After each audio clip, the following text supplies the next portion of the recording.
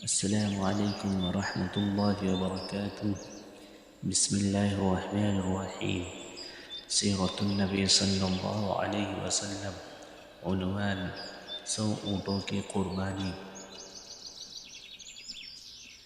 عبد المطلب کو یہ حکم اس وقت دیا گیا جب وہ اپنی منت بھول چکے تھے۔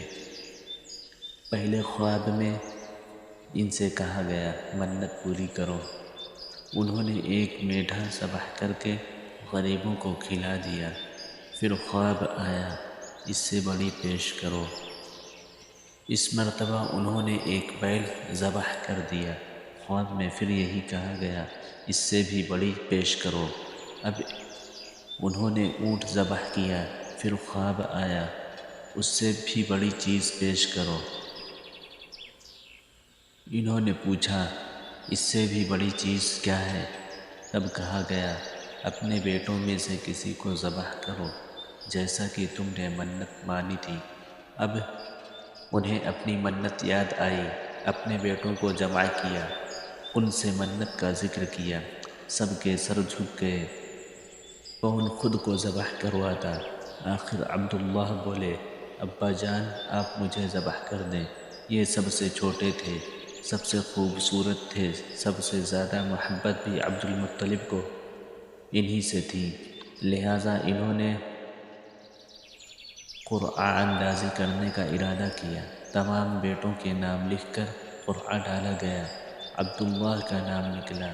اب انہوں نے چھری لی، عبداللہ کو بازو سے پکڑا اور انہیں ذبح کرنے کے لیے نیچے لٹا دیا۔ جو ہی باپ نے بیٹے کو لٹایا، عباس سے برداشت نہ ہو سکا، فوراً آگے بڑھے اور بھائی کو کھینچ لیا۔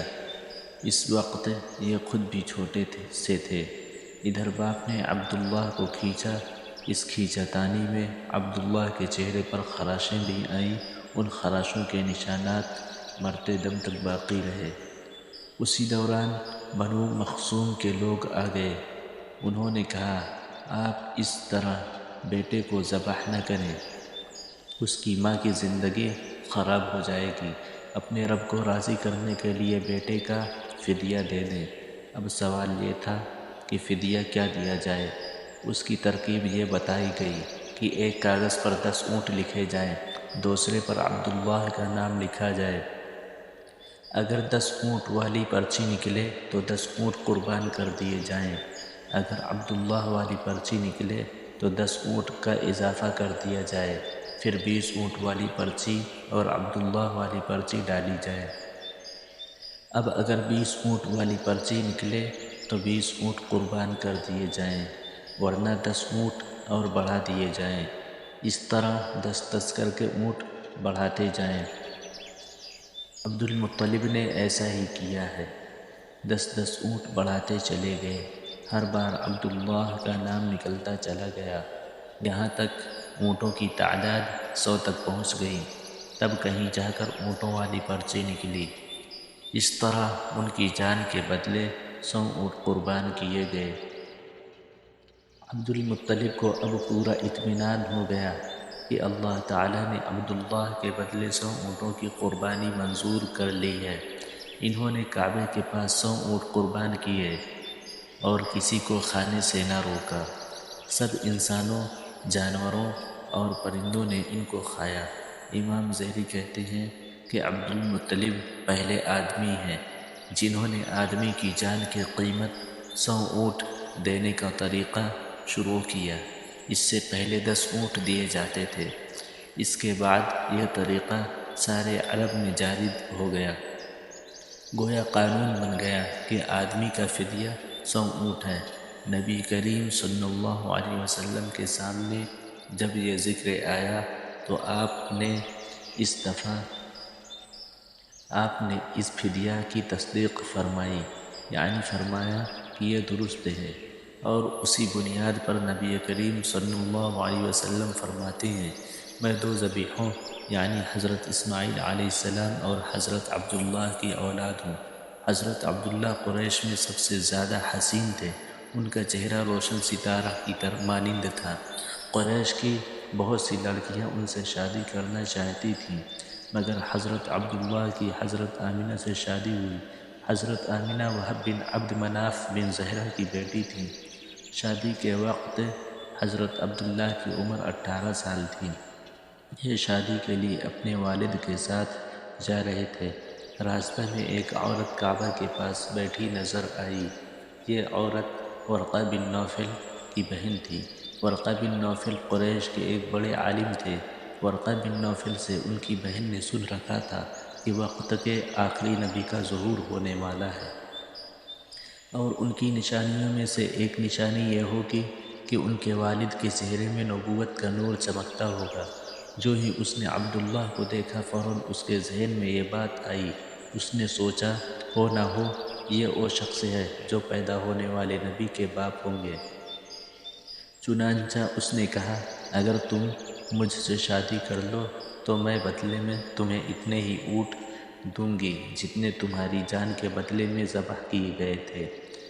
اس پر انہوں نے جواب دیا میں اپنے باپ کے ساتھ ہوں، ان کی مرضی کے خلاف کچھ نہیں کر سکتا، نہ ان سے الگ ہو سکتا ہوں، اور میرے والد باعزت آدمی ہیں، اپنی قوم کے سردار ہیں۔ بہرحال ان کی شادی حضرت آمنہ سے ہو گئی۔ آپ قریش کی عورتوں میں نسب اور مقام کے اعتبار سے افضل تھیں۔ حضرت آمنہ حضرت عبداللہ کے گھر آ گئی۔ آپ فرماتی ہیں جب میں ماں بننے والی ہوئی تو میرے پاس ایک شخص آیا، یعنی ایک فرشتہ انسانی شکل میں آیا۔ اس وقت میں جاگنے اور سونے کے درمیانی حالت میں تھی۔ اس نے مجھ سے کہا تمہیں معلوم ہے تم اس امت کی سردار اور نبی کی ماں بننے والی ہو۔ اس کے بعد وہ پھر اس وقت آیا جب نبی صلی اللہ علیہ وسلم پیدا ہونے والے تھے۔ اس مرتبہ اس نے کہا جب تمہارے ہاں پیدائش ہو تو کہنا میں اس بچے کے لیے اللہ کی پناہ چاہتی ہوں ہر حسد کرنے والے کے شر اور برائی سے۔ پھر تم اس بچے کا نام محمد رکھنا، کیونکہ ان کا نام تورات میں احمد ہے، اور زمین اور آسمان والے ان کی تعریف کرتے ہیں، جبکہ قرآن میں ان کا نام محمد ہے، اور قرآن ان کی کتاب ہے۔ ایک روایت کے مطابق فرشتے نے ان سے یہ کہا تم وقت کے سردار کی ماں بننے والی ہو۔ اس بچے کی نشانی یہ ہوگی کہ اس کے ساتھ ایک نور ظاہر ہوگا جس سے ملک شام اور بصرہ کے محلات بھر جائیں گے۔ جب وہ بچہ پیدا ہو جائے گا تو اس کا نام محمد رکھنا، کیونکہ تورات میں ان کا نام احمد ہے کہ آسمان اور زمین والے ان کی تعریف کرتے ہیں، اور انجیل میں ان کا نام احمد ہے کہ آسمان اور زمین والے ان کی تعریف کرتے ہیں، اور قرآن میں ان کا نام محمد ہے۔ حضرت عبداللہ کے چہرے میں جو نور چمکتا تھا، شادی کے بعد وہ حضرت آمنہ کے چہرے میں آ گیا تھا۔ امام ظہری فرماتے ہیں حاکم نے یہ روایت بیان کی ہے اور اس کو صحیح قرار دیا ہے کہ صحابہ رضی اللہ عنہم نے حضور نبی کریم صلی اللہ علیہ وسلم سے عرض کیا اے اللہ کے رسول ہمیں اپنے بارے میں کچھ بتائیں۔ آپ صلی اللہ علیہ وسلم نے ارشاد فرمایا میں اپنے باپ ابراہیم علیہ السلام کی دعا ہوں، اپنے بھائی عیسیٰ علیہ السلام کی بشارت ہوں اور خوشخبری ہوں۔ جب میں اپنی والدہ کے شکم میں آیا تو انہوں نے دیکھا گویا ان سے ایک نور ظاہر ہوا ہے جس سے ملک شام میں بصرہ کے محلات روشن ہو گئے۔ حضرت آمنہ نے حضرت حلیمہ سعدیہ سے فرمایا تھا میرے اس بچے کی شان نرالی ہے، یہ میرے پیٹ میں تھے تو مجھے کوئی بوجھ اور تھکن محسوس نہیں ہوئی۔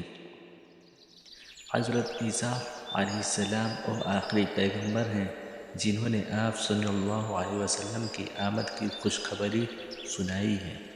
اس بشارت کا ذکر قرآن میں بھی ہے۔ سورہ صف میں اللہ تعالیٰ فرماتے ہیں اور اسی طرح وہ وقت بھی قابل ذکر ہے جبکہ عیسیٰ ابن مریم علیہ السلام نے فرمایا کہ اے بنی اسرائیل میں تمہارے پاس اللہ کا بھیجا ہوا آیا ہوں کہ مجھ سے پہلے جو تورات آ چکی ہے میں اس کی تصدیق کرنے والا ہوں، اور میرے بعد جو ایک رسول آنے والا ہے ان کا نام مبارک احمد ہوگا۔ میں ان کی بشارت دینے والا ہوں، چونکہ حضرت عیسیٰ علیہ السلام یہ بشارت سنا چکے تھے، اس لیے ہر دور کے لوگ آپ صلی اللہ علیہ وسلم کی آمد کا بے چینی سے انتظار کر رہے تھے۔ ادھر آپ کی پیدائش سے پہلے ہی حضرت عبداللہ انتقال کر گئے۔ سابقہ کتب میں آپ کی نبوت کی ایک علامت یہ بھی بتائی گئی ہے کہ آپ کے والد کا انتقال آپ کی ولادت سے پہلے ہو جائے گا۔ حضرت عبداللہ ایک تجارتی قافلے کے ساتھ تجارت کے لیے گئے تھے۔ اس دوران بیمار ہو گئے اور کمزور ہو کر واپس لوٹے۔ قافلہ مدینہ منورہ سے گزرا تو حضرت عبداللہ اپنی ننیھال یعنی بنو نجار کے ہاں ٹھہرے۔ ان کی والدہ بنو نجار سے تھی۔ 1 ماہ تک بیمار رہے اور انتقال کر گئے۔ انہیں یہیں دفن کر دیا گیا۔ تجارتی قافلہ جب حضرت عبداللہ کے بغیر مکہ مکرمہ پہنچا اور عبد المطلب کو پتہ چلا کہ ان کے بیٹے عبداللہ بیمار ہو گئے ہیں اور مدینہ منورہ میں اپنی ننیھال میں ہیں، تو انہیں لانے کے لیے عبد المطلب نے اپنے بیٹے زبیر کو بھیجا۔ جب یہ وہاں پہنچے تو عبداللہ کا انتقال ہو چکا تھا۔ مطلب یہ کہ آپ صلی اللہ علیہ وسلم اس دنیا میں اپنے والد کی وفات کے چند ماہ بعد تشریف لائے۔